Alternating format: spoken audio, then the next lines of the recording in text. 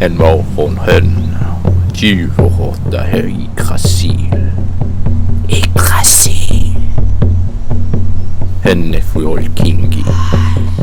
En magik. En sädre. Har kraft.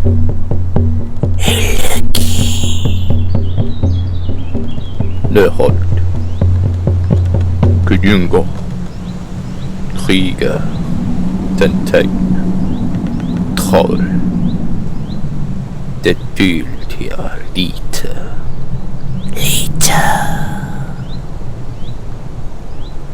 Hun tänker hålla.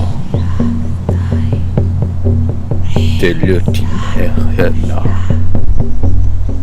Här kommer.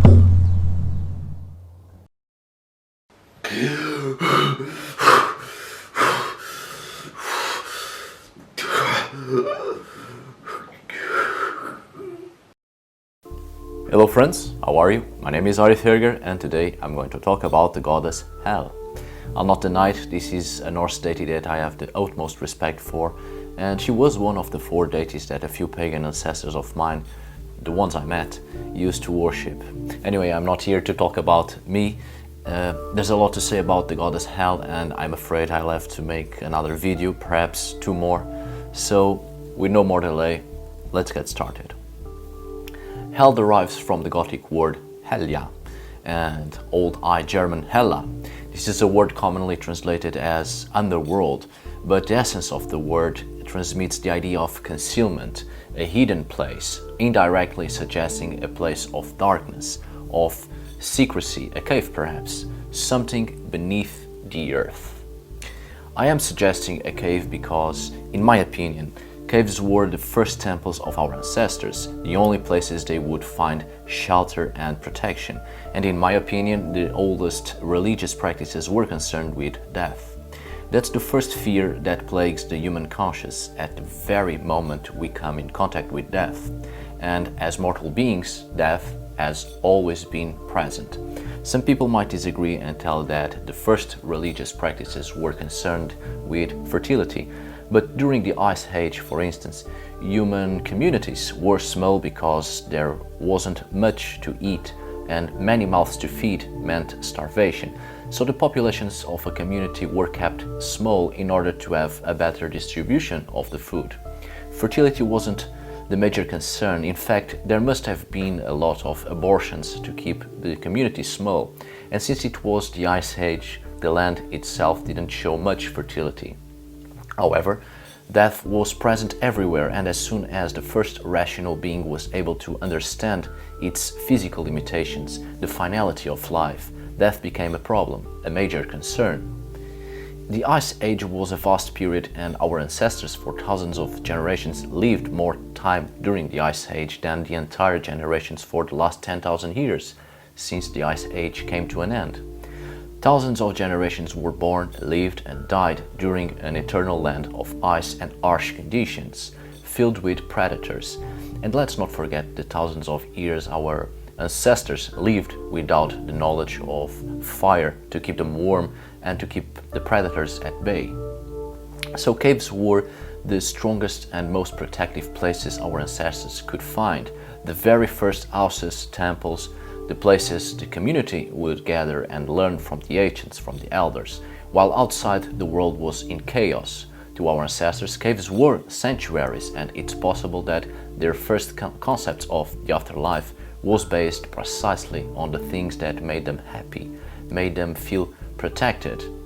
And with this being said, it's possible that the first concept of the afterlife resembled that of a cave, and it's a small wonder that our ancestors had funeral rites and placed their dead inside the caves. The afterlife, or the underworld, was something leading to inside of the earth, or a mountain, this huge underground cave protecting the souls of the dead. And since this concept might have been in our minds for more time than all the religions combined, it remained printed in our collective consciousness. This concept of the underworld, which passed on to thousands of cultures. The concept of the afterlife varies from culture to culture, of course, because it's shaped combining human experiences, knowledge, traditions, culture, but most importantly, it's shaped by what makes us feel protected and what we think it's beautiful. During the Ice Age, the only thing our ancestors knew was a dangerous world of ice, and beauty to them was what they would come in contact with. We only know beauty when we come in contact with what we think it's beautiful. If we don't know any better, our concept of beauty remains the same.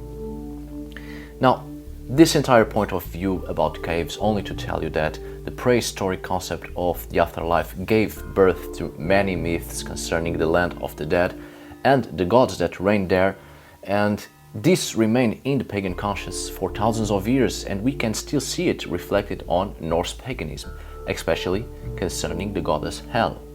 As you know, Hel was considered to be the place in the afterlife closely related to the Christian hell, a place of suffering and for cowards, the weak, people with no honor or who in life made no great achievements. And this concept was adopted by late Scandinavians themselves as a place where the old and the sick would go, basically everyone who didn't die gloriously in battle. Times changed, and so do the social, political and religious realities. And in a medieval Scandinavia greatly influenced by Christianity, the old pagan concepts were transformed. We have to take in mind that in pre-Christian Scandinavia, especially in prehistoric times before the introduction of Germanic cults, the comprehension of the underworld was just another dimension in the afterlife, and much like the upper world and our own, it was ruled by a variety of deities, therefore a variety of different realities. It cannot be compared to other pagan realities of the underworld, such as the Greek Tartarus, for instance, because those realities too were very much changed by Christianity. However, the prehistoric concept of being beneath the earth is still there. Due to Christianity and to the Christian Scandinavians who wrote about the Norse mythology, hell was transformed into a very negative concept, which gave birth to the word hell for the Christian inferno. And to this day, in Norway and Sweden, there are still words connected to hell which are very negative. For instance, helvete. It's a form of cursing and very rude. Hell as a goddess is a complex concept. You see, when you ask people about the name of the underworld in Norse mythology, people will automatically say Helheim, the realm of hell. In the myths, Hel, the goddess, is sent to Niflheim, the world of ice and mist, where she makes her own hull and she has power over all the 9 worlds. All the dead are hers. As I've told, a prehistoric concept of the underworld, there were different realities there. So Hel as a realm might either be the name of the entire underworld or the name of a portion of Niflheim, to where the dead go. And since Norse mythology in the written sources was greatly influenced by Christianity, there was a need to pick a figure to govern the entire underworld of Norse mythology, because that was what Christians were used to. Those who spread Christianity had a pagan past equally with an underworld governed by a specific deity. So it became almost a religious rule that every new concept of the underworld introduced in the newly converted societies needed a main figure to govern the underworld of their old pagan mythologies. Hades in Tartarus, Pluto for the Romans, Satan, Lucifer, the devil for the Christians. Now, the pagan reality was different. I'm sure a lot of deities were responsible for the Norse underworld, but having to pick one, why not a female deity? Norse society was more patriarchal, but kept matriarchal codes of the past, and it is possible that an earth goddess, a goddess of the underworld, literally the earth beneath our feet, was still worshipped in many pre-Christian cults in the north. And since Christianity has many tales where women are the cause of disgrace and are sinful, picking up a woman to be the deity of the infernal realm of the Norse mythology and giving her grotesque characteristics seems a plausible idea influenced by Christianity.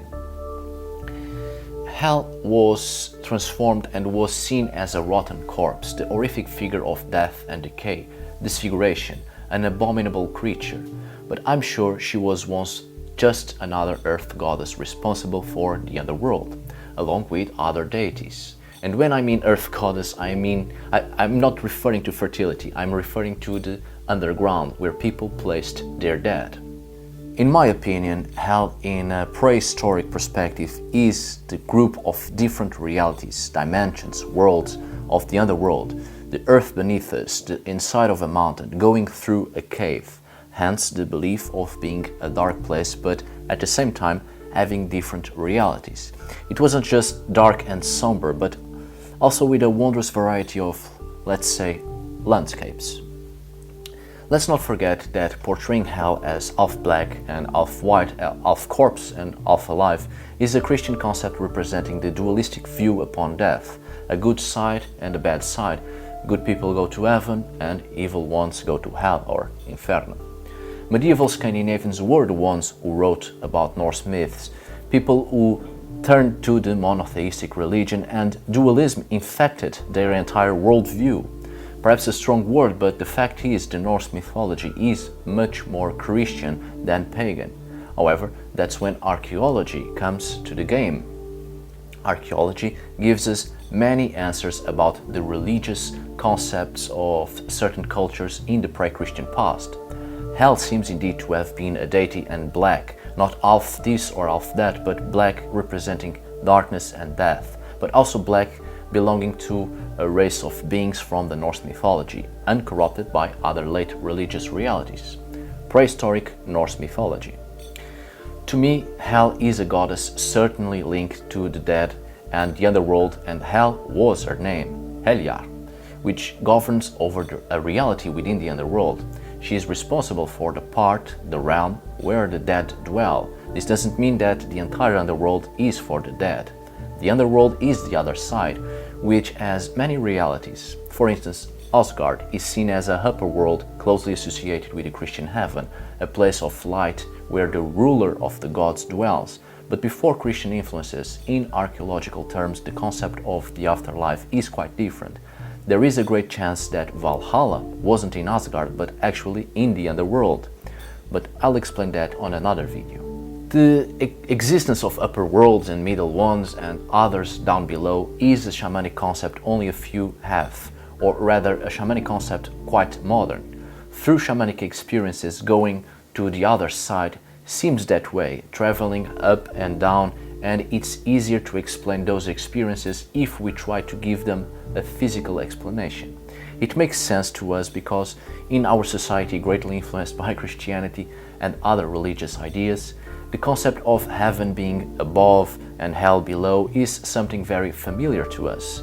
But in ancient societies, especially tribal ones, prehistoric and absolutely not influenced by the written word of religions with a hierarchical structure, the afterlife was quite different, with many different realities, and if it was up or down or in the middle, it mattered little.